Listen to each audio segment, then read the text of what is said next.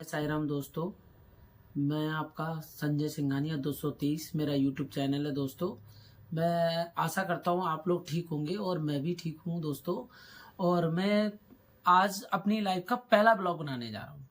ये मेरा पहला ब्लॉग है। ये मेरे साईं चरणों को समर्पित है, मेरे साईं बाबा के चरणों को समर्पित है। इसमें मैं आज अपनी आप बीती सुनाना चाहूँगा। जो मेरे साथ ऐसी घटना घटित हुई वो साईं बाबा की कृपा से आज मैं आप लोगों के सामने हूँ दोस्तों। ये अक्टूबर माह की बात है, जब मैं बहुत ज़्यादा बीमार पड़ गया था। यहाँ आप जैसा कि नॉर्मली सभी लोग जानते होंगे, क्योंकि मैं पीलीभीत से बिलोंग करता हूँ। यूपी का सबसे छोटा जिला है पीलीभीत, और यहाँ से मैं बिलोंग करता हूँ। यहाँ मैं डॉक्टर एसके अग्रवाल यहाँ के फेमस डॉक्टर हैं, उनके वहाँ काफ़ी समय एडमिट रहा और 20 दिन मेरा ट्रीटमेंट चला, जिसमें मेरा खाना पीना बिल्कुल बंद हो गया। बिल्कुल बंद हो गया। मेरी जो था हालत बहुत ज़्यादा नाजुक होती जा रही थी, दिन पर दिन बिगड़ती जा रही थी। फिर उसके बाद एक दिन जब मैं बहुत ज़्यादा मेरी हालत ख़राब हो गई तो मेरी आंखों से आंसू आने लग गए और मेरे घर वाले मुझको एम्बुलेंस से साईं सुखदा हॉस्पिटल ले गए। ये भी इत्तेफाक देखिए कि मुझे साईं सुखदा हॉस्पिटल ले जाया गया। साईं बाबा की यहाँ पे भी रहमत है।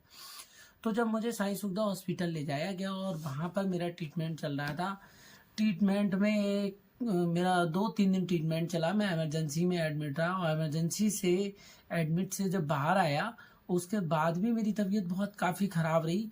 मेरा फीवर जो था वो जाने का नाम ही नहीं ले रहा था। 25 दिन मैं अप्रॉक्स दोस्तों कंप्लीट कर चुका था और 20 दिन मैंने कुछ भी नहीं खाया। उसके बाद भी मेरा फीवर जो था कुछ जाने का नाम ही नहीं ले रहा था। फिर जब मुझे फीवर बहुत ज़्यादा हो रहा था, मेरी बुआ जी और मेरी मम्मी वहाँ हॉस्पिटल में मेरे साथ में थे।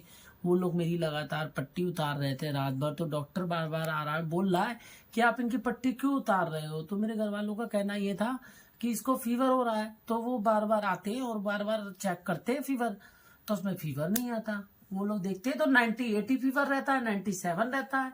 तो थर्मामीटर में लगातार कंटिन्यू ऐसा हो रहा है। अब जब बहुत ज़्यादा मेरी हालत बिगड़ती जा रही है, तब फिर जब मैं बिल्कुल ठीक नहीं हो पा रहा, तो मैं अपने साईं बाबा आराध्य को याद कर रहा हूँ। फिर मैंने अपनी बहन को, अपनी सिस्टर को फ़ोन किया पीलीभीत में। मैंने अपनी बहन को बोला कि जाओ और साईं बाबा के चरणों में एक अर्जी लगा कर आओ और कहना कि साईं बाबा संजय ने आपको बुलाया है। तो बकायदा साईं बाबा के रूप में साईं बाबा की उदी मेरे लिए सुबह आई। मैं पूरी रात जागता रहा, पूरी रात बहुत परेशान रहा, बहुत ज़्यादा हालत मेरी ख़राब रही।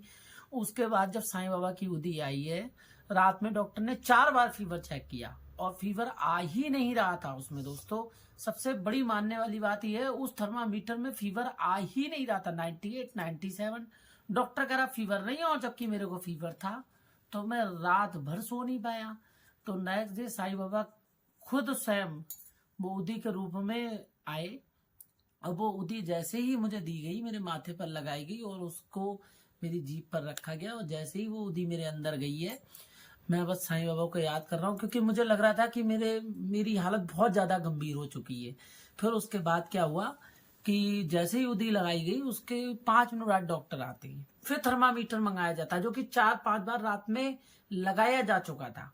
फिर जब वो थर्मामीटर लगाया जाता है तो उस थर्मामीटर को जैसे ही फिर लगाया जाता है उदी के बाद, उदी चटाने के बाद मुझे, तो तुरंत उसमें फीवर आता है 103। डॉक्टर एकदम चौंक जाता है। डॉक्टर कहता है रात भर फीवर नहीं था और आज फीवर आ रहा है। तो मैंने डॉक्टर साहब से कहा, डॉक्टर साहब रात में 5 बार मेरा चेक किया गया और फीवर नहीं आया, और जबकि मेरे को फीवर था।